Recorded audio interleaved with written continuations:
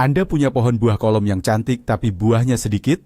Atau mungkin Anda sudah mencoba memangkasnya, tapi hasilnya malah membuat pohon terlihat aneh dan tidak sehat? Tenang, Anda tidak sendirian. Banyak sekali pekebun yang melakukan kesalahan fatal saat merawat tanaman unik ini hanya karena mereka tidak tahu cara yang benar. Dalam video ini, saya akan membongkar semua kesalahan umum tersebut dan menunjukkan langkah demi langkah cara pemangkasan yang benar untuk pohon apel, pir, plum, dan ceri kolom Anda. Percayalah, setelah menonton ini, Anda akan siap mengubah pohon kolom Anda menjadi mesin penghasil buah yang super produktif. Siapkan catatan Anda, karena kita akan mulai sekarang juga. Sebelum kita membahas pisau dan gunting pangkas, mari kita pahami dulu apa yang membuat pohon buah kolom begitu istimewa. Ini bukan pohon buah biasa yang tumbuh melebar dan besar. Pohon kolom, seperti namanya, dirancang secara genetik untuk tumbuh lurus ke atas, seperti sebuah tiang atau kolom. Cabang-cabangnya tumbuh sangat pendek dan menempel dekat dengan batang utama. Karakteristik inilah yang membuatnya menjadi pilihan sempurna untuk taman kecil, teras, balkon, atau bahkan ditanam di dalam pot besar. Namun, karena struktur pertumbuhannya yang sangat spesifik ini, aturan pemangkasannya pun menjadi sangat berbeda. Mengaplikasikan teknik pangkas pohon biasa pada pohon kolom adalah resep menuju kegagalan. Tujuan utama kita bukanlah membentuk kanopi, melainkan menjaga bentuk kolomnya yang ramping dan merangsang munculnya taji-taji buah di sepanjang batang utama.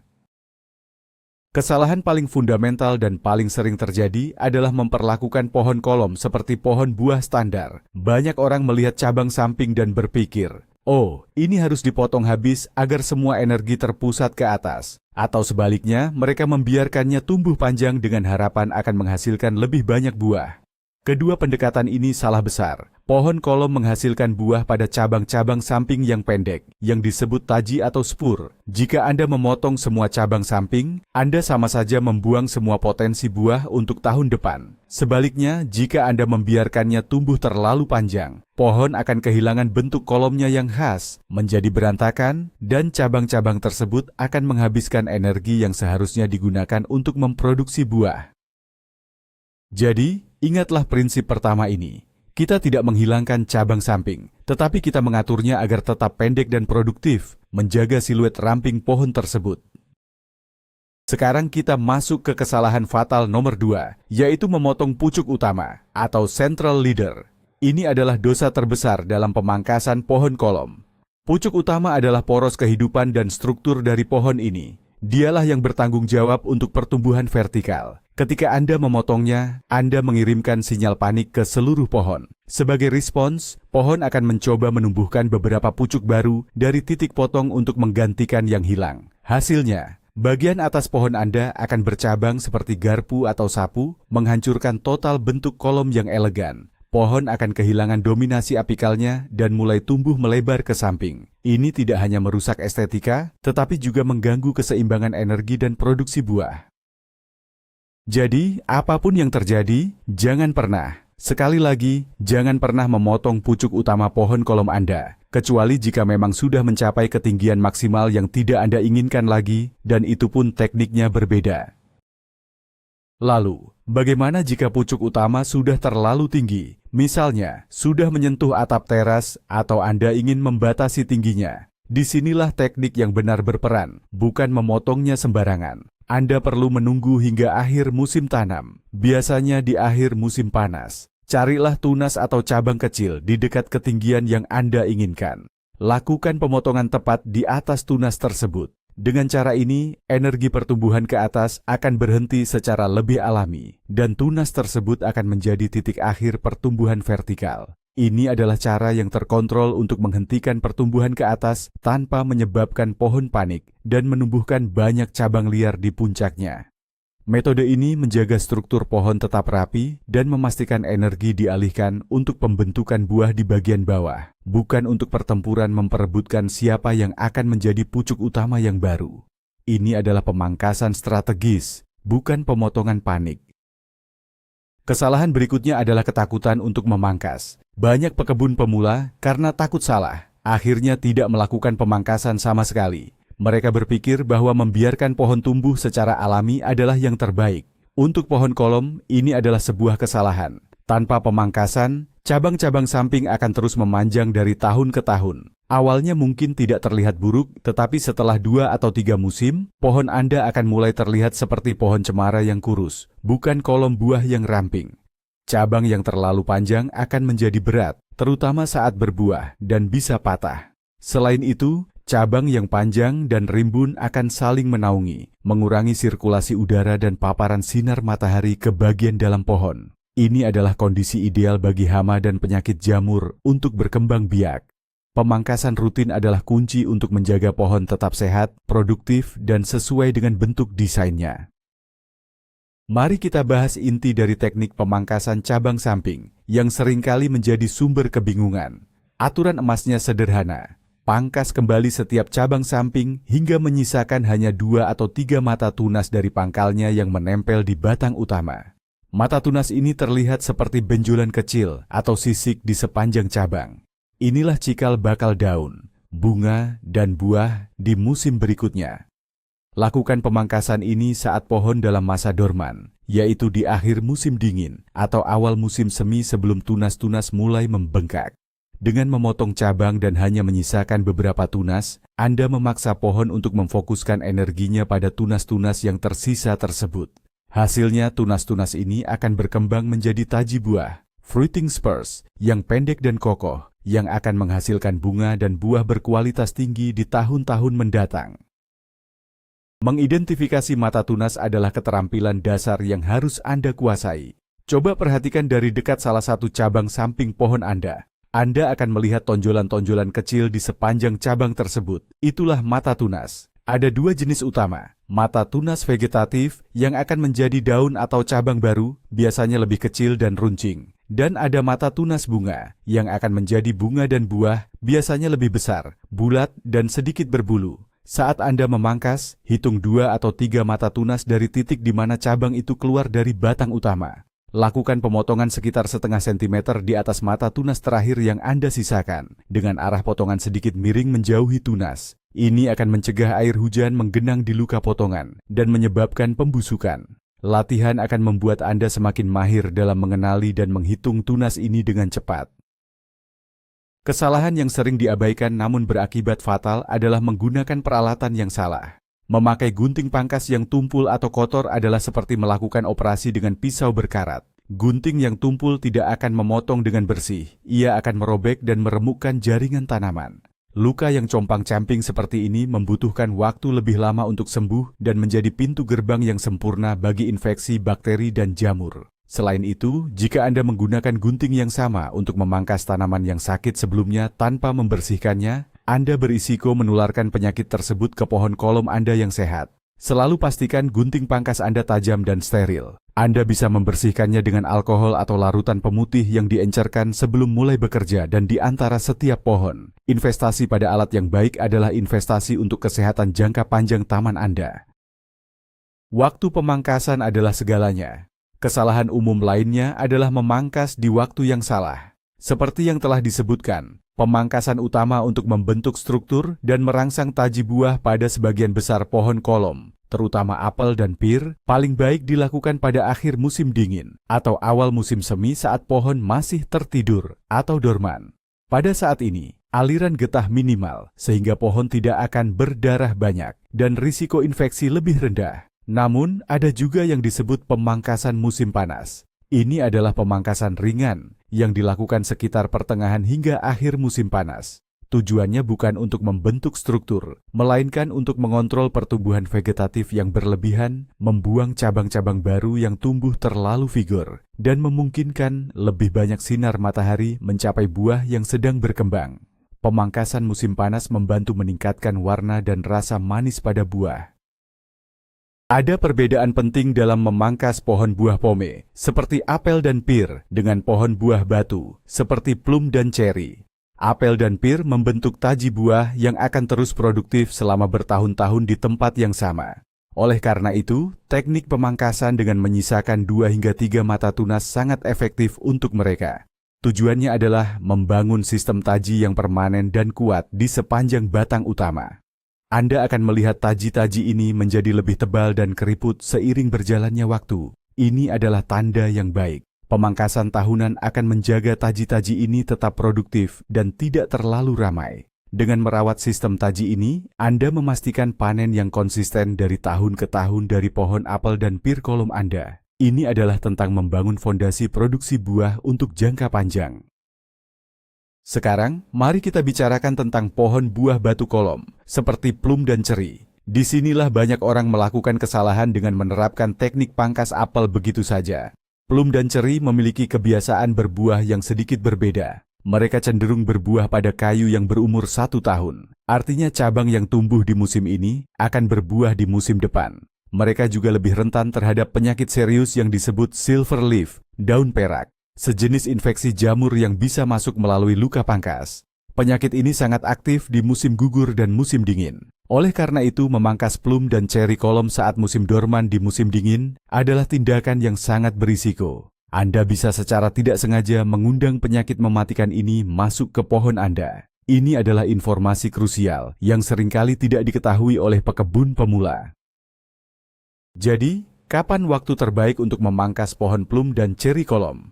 Jawabannya adalah di musim panas, idealnya setelah mereka selesai berbuah. Biasanya ini jatuh sekitar bulan Juli atau Agustus, tergantung pada iklim Anda. Memangkas di musim panas memiliki 2 keuntungan besar. Pertama, pohon sedang dalam kondisi pertumbuhan aktif, sehingga luka pangkas akan sembuh dengan sangat cepat, menutup pintu bagi spora penyakit silver leaf untuk masuk. Kedua, pemangkasan di musim panas membantu mengontrol ukuran pohon dan mendorong aliran energi ke pembentukan tunas bunga untuk tahun berikutnya, bukan hanya pertumbuhan daun. Untuk plum dan ceri, Anda masih ingin menjaga cabang samping tetap pendek, tetapi tujuannya lebih kepada peremajaan terus-menerus untuk menghasilkan kayu berumur 1 tahun yang baru dan sehat setiap musimnya. Satu lagi kesalahan yang sering terlewat adalah mengabaikan tunas air atau suckers. Ini adalah tunas liar yang tumbuh sangat cepat dan lurus ke atas, biasanya muncul dari bagian bawah batang utama, atau bahkan langsung dari akar di bawah tanah. Tunas ini bukan berasal dari varietas buah yang Anda tanam, misalnya apel jenis gala, melainkan dari batang bawah atau rootstock, tempat varietas buah tersebut dicangkokkan. Batang bawah ini biasanya dipilih karena kekuatannya, tetapi buahnya tidak enak. Jika dibiarkan tumbuh, tunas air ini akan menyedot energi dan nutrisi dalam jumlah besar dari pohon utama. Mereka tumbuh dengan sangat agresif dan tidak akan pernah menghasilkan buah yang Anda inginkan. Akibatnya, pertumbuhan pohon utama Anda akan terhambat dan produksi buah akan menurun drastis. Anggap saja mereka sebagai parasit yang harus segera dihilangkan. Bagaimana cara menghilangkan tunas air dengan benar? Jangan hanya memotongnya sejajar dengan tanah menggunakan gunting rumput. Jika Anda melakukan itu, mereka akan tumbuh kembali dengan lebih banyak tunas dari titik potong. Cara yang benar adalah dengan menelusuri tunas tersebut sampai ke titik asalnya, baik di batang utama paling bawah atau di akar. Jika perlu, singkirkan sedikit tanah di sekitarnya. Anda ingin memotongnya sebersih dan sedekat mungkin dengan titik tumbuhnya. Untuk tunas yang tumbuh dari batang, potong rata dengan kulit batang. Untuk tunas yang tumbuh dari akar, kadang-kadang cara terbaik adalah dengan merobeknya secara paksa ke arah bawah. Ini akan merusak beberapa sel dorman di pangkalnya dan mengurangi kemungkinan tunas itu tumbuh kembali. Pemeriksaan rutin untuk tunas air, terutama di musim semi dan musim panas, adalah bagian penting dari perawatan. Kadang-kadang, pohon kolom akan mencoba menumbuhkan cabang yang bersaing dengan pucuk utama. Cabang ini biasanya tumbuh sangat tegak, hampir sejajar dengan batang utama, dan terlihat lebih kuat dari cabang samping lainnya. Ini adalah upaya pohon untuk menciptakan pemimpin kedua. Jika dibiarkan, ini akan merusak struktur kolom tunggal yang menjadi ciri khasnya. Anda harus mengidentifikasi cabang pesaing ini sejak dini dan menghilangkannya sepenuhnya. Potong cabang tersebut tepat di pangkalnya, rata dengan batang utama, tanpa meninggalkan sisa tunggul. Dengan melakukan ini, Anda menegaskan kembali dominasi pucuk utama dan menjaga agar semua energi pertumbuhan vertikal terfokus pada satu titik, memastikan pohon tetap tumbuh ramping dan lurus ke atas sesuai dengan tujuannya. Jangan ragu untuk tegas dalam mengambil keputusan ini demi menjaga bentuk ideal pohon Anda. Tujuan lain dari pemangkasan yang sering dilupakan adalah untuk meningkatkan sirkulasi udara dan penetrasi cahaya matahari. Meskipun pohon kolom secara alami lebih terbuka daripada pohon standar, cabang samping yang terlalu rapat atau saling bersilangan masih bisa menciptakan area yang lembab dan teduh. Area-area seperti inilah yang disukai oleh penyakit jamur seperti embun tepung atau bercak hitam. Saat Anda memangkas, selain memperpendek cabang, perhatikan juga distribusinya. Jika ada dua cabang yang tumbuh terlalu berdekatan dan saling tumpang tindih, pertimbangkan untuk menghilangkan salah satunya. Biasanya yang lebih lemah atau yang tumbuh ke arah yang aneh. Dengan membuka sedikit jendela di sepanjang batang, Anda membiarkan angin dan matahari masuk, mengeringkan daun lebih cepat setelah hujan, dan membuat lingkungan yang kurang ramah bagi patogen. Ini adalah langkah pencegahan penyakit yang sangat efektif. Bagaimana dengan pemupukan setelah pemangkasan? Ini adalah area di mana kesalahan bisa terjadi.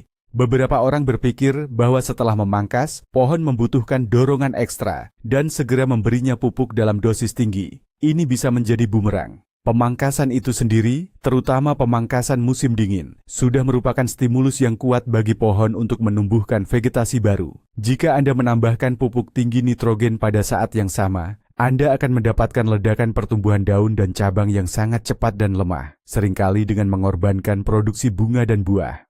Waktu terbaik untuk memupuk adalah di awal musim semi, tepat saat pertumbuhan baru dimulai, dengan pupuk seimbang yang diformulasikan untuk pohon buah. Berikan pupuk sesuai dosis yang dianjurkan, jangan berlebihan. Tujuannya adalah mendukung pertumbuhan yang sehat dan seimbang, bukan pertumbuhan yang dipaksakan.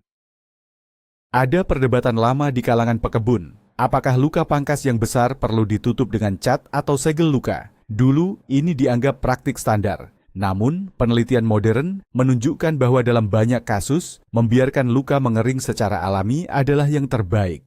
Pohon memiliki mekanisme pertahanan sendiri untuk menutup luka, proses yang disebut kompartementalisasi.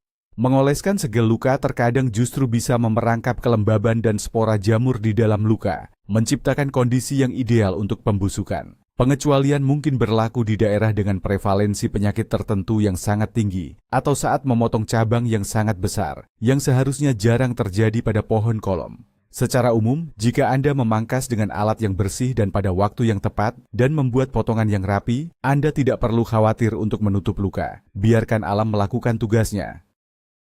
Kesalahan pola pikir lainnya adalah mengharapkan kesempurnaan instan. Berkebun adalah proses, bukan proyek satu kali jadi. Terkadang, bahkan setelah Anda melakukan pemangkasan yang menurut Anda sempurna, pohon mungkin merespons dengan cara yang tidak terduga, seperti menumbuhkan cabang di tempat yang aneh. Jangan panik, amati pohon Anda sepanjang musim tanam. Lakukan koreksi kecil jika diperlukan. Mungkin ada cabang yang Anda lewatkan, atau tunas air baru yang muncul. Pemangkasan adalah dialog berkelanjutan antara Anda dan tanaman Anda. Setiap tahun, Anda akan belajar lebih banyak tentang kebiasaan pertumbuhan pohon spesifik Anda dan menjadi lebih percaya diri dalam membuat keputusan. Nikmati prosesnya dan jangan takut untuk membuat penyesuaian kecil di sepanjang jalan. Kesabaran adalah kunci utama keberhasilan dalam berkebun.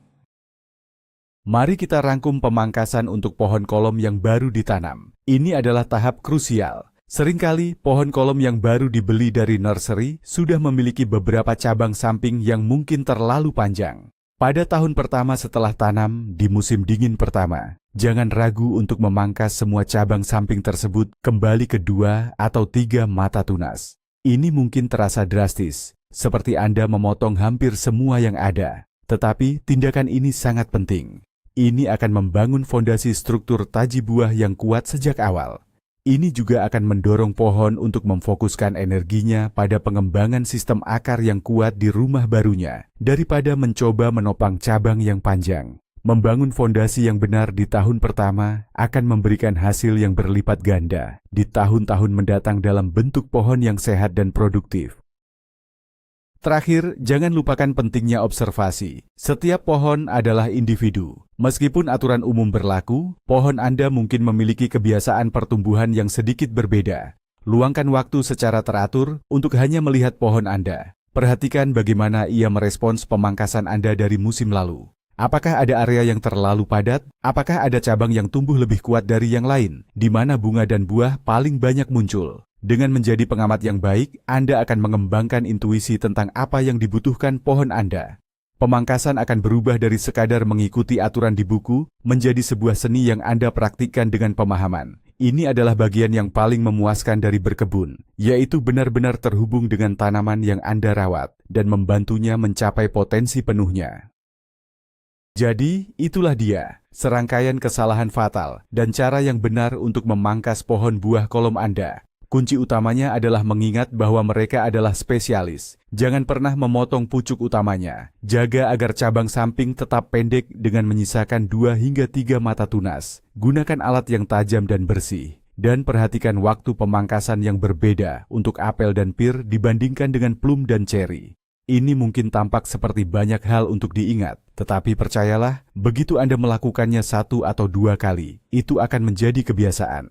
Dengan sedikit perhatian dan pemangkasan yang tepat, pohon kolom Anda tidak hanya akan menjadi elemen vertikal yang menakjubkan di taman Anda, tetapi juga akan menghadiahi Anda dengan panen buah yang lezat dan melimpah. Terima kasih banyak sudah menonton sampai akhir. Jika Anda merasa video ini bermanfaat, jangan lupa untuk menekan tombol like, subscribe ke channel kami, agar tidak ketinggalan tips lainnya, dan nyalakan lonceng notifikasinya. Sekarang, saya sangat ingin mendengar dari Anda. Kesalahan pemangkasan mana yang pernah Anda lakukan tanpa sadar? Atau mungkin Anda punya tips jitu lainnya untuk merawat pohon kolom? Bagikan pengalaman Anda di kolom komentar di bawah.